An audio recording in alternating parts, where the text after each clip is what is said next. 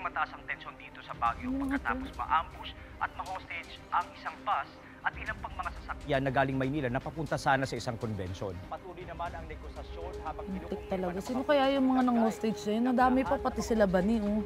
Naku, sana talaga walang mangyari sa kanilang masama. Huwag kang mag-alala. Yakang-yaka ni Elias yan. Kayang-kaya niyang patumbahin lahat yan. Uy, bakit? Anong tingin mo kay Elias? Superhero?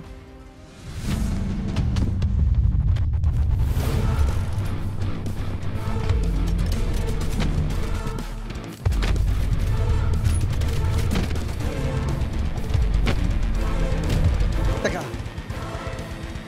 kilala ka ba namin?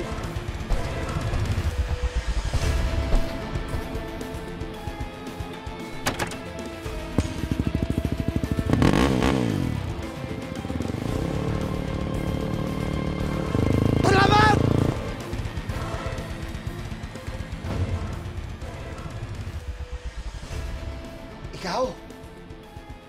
Ikaw yung nagligtas sa amin kanina? Elias! Dito na ako ulit, mga brother. Saan galing yung mga fight scene mo kanina? Shockers talaga eh. Napakagaling mo eh. Ito hanggang ngayon nagbibiro ka pa din.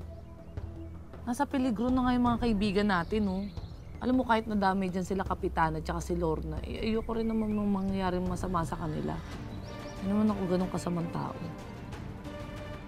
Basta, pagkasama mo si Elias, hindi ka pababayaan yan. Kilala ko yung kaibigan ko na yan. Sana nga. Sana walang mangyari sa kanilang masama.